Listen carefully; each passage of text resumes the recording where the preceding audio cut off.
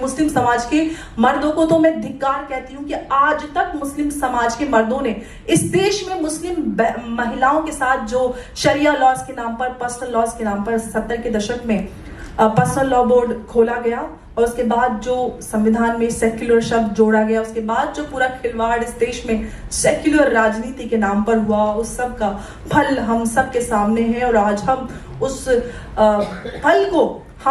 हमारे ऊपर लादा गया, हम सबको जबरदस्ती खिलाया गया और अब हम वो जो वृक्ष सेक्युलरिज्म का लगाया गया था, हम उसको जड़ से उखाड़ने की भरसक कोशिश कर रहे हैं कि हमें नहीं चाहिए ऐसी सेक्युलरिज्म जहां पर एक ही समाज के ऊपर सिर्फ पूरा सेक्युलरिज्म का भार हो और एक पक्ष मनमानी करता रहे, मजहब के नाम पर हिंसा भी करता रहे, हर तरह का अन्याय इनजस्टिस उनको करना अलाउ हो। तो ये किस तरह का देश और किस तरह का संविधान है और किस तरह का समाज है जहां पर हम को एग्जिस्टेंस की बात करते हैं कि ये देश हम सब का है, विविधताओं वाला देश है। विविधताओं का मतलब ये है, मैं अंबर जैदी हूँ, आप सबके नाम कुछ और सुनते हैं, यहाँ पर उमेंद्र जी बैठे हैं, तुफेल दादा है, तो हम सब के नाम है और हम घर में ये सब हैं, लेकिन पहचान हमारी है कि हम एक दूसरे, और ये भारतीयता है कि हम सब की समान इज्जत करते हैं और हम किसी से उसकी धार्मिक पहचान की वजह से नफरत नहीं करते हैं। वो देश, वो भारत, वो भारतीयता जो सदियों से हमारे देश का हिस्सा बनी है और यही भारतीयता है, क्योंकि सीए तो आज है, वो जो भारत का विभाजन हुआ तब ये कानून बना, लेकिन उससे पहले भी हजारों साल से दुनिया भर में जहां कहीं भी किसी के ऊपर भी धर्म के आधार पर कोई भी प्रताड़ना हुई है, उसको शरण भारत ने दी है। और मैं खुद उस समुदाय से आती हूँ, मैं शिया हूँ और शियाओं को आफ्टर करबला किस तरह से जो चुन कर यहाँ तक कि कब्रों में से निकाल कर उनको मारा जाता था, मर भी जाते थे, उनकी बॉडी को म्यूटिलेट किया जाता था। तो उस समाज से आती हूँ कि जिस समाज को भारत ने शरण दी, और आज हम शायद, मुझे नहीं लगता कि भारत से ज्यादा कोई भी ऐसा देश है जहां पर नॉट जस्ट शियास बल्कि पूरे मुसलमान बहुत शांति से, पूरे उस इज्जत सम्मान के साथ, उन अधिकारों के साथ रहते हैं जो शायद उन इस्लामिक कंट्रीज में भी नहीं दिए जाते जहां से इस्लाम की उत्पत्ति हुई थी। तो हम इस तरह के माहौल की बात करते हैं, लेकिन मेरी बात शायद, अगर मैं इस तरह की बात करती हूँ तो उनको लगता है कि पता नहीं है कि ये तो शायद हिंदू हो गई हैं, लेकिन हिंदू मुसलमान तो आप घर में ही है, देश के लिए तो आप देशवासी हैं, सिटीजन हैं। हम सब जो संविधान और इस देश से मिल रहे अधिकारों की तो बहुत ज्यादा बात करते हैं और उन अधिकारों का आप उनको मांगने के लिए आप सड़कों पे बैठ जाते हैं, चक्के जाम कर देते हैं, चाहे दिल्ली जल जाए या किसी की जान चली जाए, लेकिन क्योंकि हम तो पक्के मुसलमान हैं और हमें अधिकार है कि हमें अपनी बात कहनी है और हम हक के लिए आवाज उठाते हैं, लेकिन उस हक परस्ती में शायद देश के बारे में सोचना नहीं आता। हम मजहब के लिए इतने अंधे हो जाते हैं कि हमें समझ में नहीं आता कि देश में दंगे भड़क रहे हैं और उसका किस तरह से कुछ सेक्युलर वादी पार्टियां इस्तेमाल करती हैं। शाहीन बाग में जो कुछ भी हुआ, लोगों को भड़काकर, गलत समझा कर के सीए में आप सबको निकाल दिया जाएगा, बल्कि सीए में तो किसी को निकालने की बात ही नहीं है। सीए में तो उन प्रताड़ित, सताए हुए लोगों को इस देश में लाने की बात है जिनका ये देश है, जिनकी ये जमीन है, और उन लोगों का जमीर नहीं जागता कि हम कहाँ किस जाल में फंसे हुए हैं। और ये सारी चीजें भारत में ही नहीं बल्कि जो हम पूरे विश्व में देखते हैं, कोई दिन ऐसा नहीं गुजरता जहां पर इस तरह की खबरें नहीं आती। और जब भी इस्लाम को लेकर या मुसलमानों को लेकर इस तरह की बात आती है तो मुझे बुरा नहीं लगता और मुझे ये बात एक्सेप्ट करते हुए अफसोस जरूर हो रहा है कि हाँ, हमारे मजहब में और हमारे मजहब के लोग हमारे समाज में अलगाववाद की भावना को बहुत तेजी से लोगों के बीच में बढ़ाते हैं। और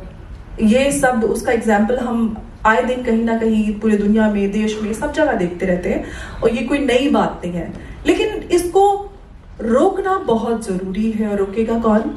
शुरुआत सऊदी अरेबिया से हुई है। मोहम्मद बिन सलमान ने काफी कुछ बदलने की कोशिश की है और सऊदी अरेबिया में भी जो बदलाव आए और जिस तरह की बातें उन्होंने आते ही इंटरव्यूज दिए हैं, तो भारत के मुसलमान कहते हैं, क्योंकि वो तो एमबीएस से ज्यादा मुसलमान है, पक्के वाले, वो कहते हैं कि वो तो यहूदी है, वो मुसलमान ही नहीं है। वो होता कौन है हमें ये बोलने वाला कि 200 साल बाद आई हुई हदीसों की ऑथेंटिसिटी पे हमें शुबा है, हम उसकी ऑथेंटिसिटी को वेरीफाई नहीं कर सकते, तो हमें उसको नहीं मानना चाहिए। और इनफैक्ट जिस मॉडर्न वर्ल्ड में आज हम रहते हैं, कोएग्जिस्टेंस की, ह्यूमैनिटी की बात करते हैं और हम अपने अधिकारों की बात करते हैं, तो मेरे अधिकारों की बात है तो फिर मुझे आपके अधिकारों का भी सम्मान करना होगा। मैं अपने अधिकारों के नाम पर आपके अधिकारों का हनन नहीं कर सकती। यही कानून है और यही एक ह्यूमन जो कहना चाहिए कि एक ह्यूमन कनेक्ट भी ऐसा होना चाहिए कि भाई हाँ ठीक है, आपका भी है मेरा भी, हम दोनों का ही सम्मान होना चाहिए। लेकिन सवाल ये है कि जो बदलाव हम उम्मीद करते हैं और जो हम कोशिश करते हैं कि हमारे समाज में होने चाहिए, उसकी शुरुआत कहीं से करनी पड़ेगी। और मैं उम्मीद करती हूँ कि हमारे जैसे लोग जो यहाँ पर मौजूद हैं, वो लोग अपने आसपास लोगों में जाकर इस तरह की भावना रखें कि हमें किसी से भी नफरत नहीं करनी है धर्म के आधार पर, लेकिन हमें वो बोध उनके अंदर डालना है कि देश के प्रति, समाज के प्रति जो उनकी जिम्मेदारी है वो उसको समझें, और देश सर्वोपरि है, उससे बढ़कर कुछ भी नहीं है। अगर ये भावना जिस दिन लोगों के अंदर आ गई, खास तौर से इस देश के मुस्लिम समाज के लोगों के अंदर, तो मुझे नहीं लगता कि हम लोगों को इस तरह की कोई बात करने की जरूरत भी पड़ जाएगी। और ये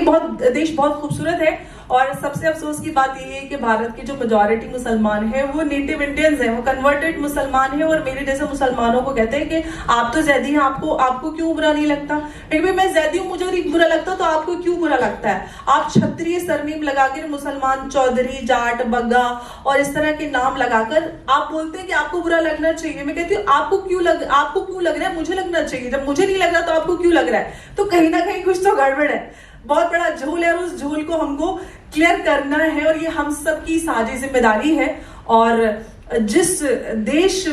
के लिए समाज में हमको जो कार्य करने की जो हमारी जिम्मेदारी होनी चाहिए, और जो बोध हमारे अंदर खुद होना चाहिए। ऐसा नहीं कि किसी ने कोई जिम्मेदारी या कुछ असाइन किया है, क्योंकि ये जिम्मेदारी देश के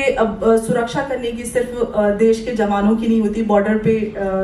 जो जवान है उनकी नहीं होती। हर एक हम सब सैनिक हैं, हम सब सोल्जर हैं, और सोल्जर कभी भी ऑफ ड्यूटी नहीं होता। हम हमेशा अपने देश के लिए कार्य करते रहें और बदलाव के लिए कार्य करें, और जहां पर भी जो कुछ भी गलत हो रहा है उसको बदलने की कोशिश करें। देश की अखंडता और एकता के लिए काम करते रहें, यूं ही आगे बढ़ते रहें। और इसी के साथ, क्योंकि समय बहुत कम है और बहुत कुछ कहना चाहती थी, लेकिन आप सबका बहुत बहुत धन्यवाद। और एक बार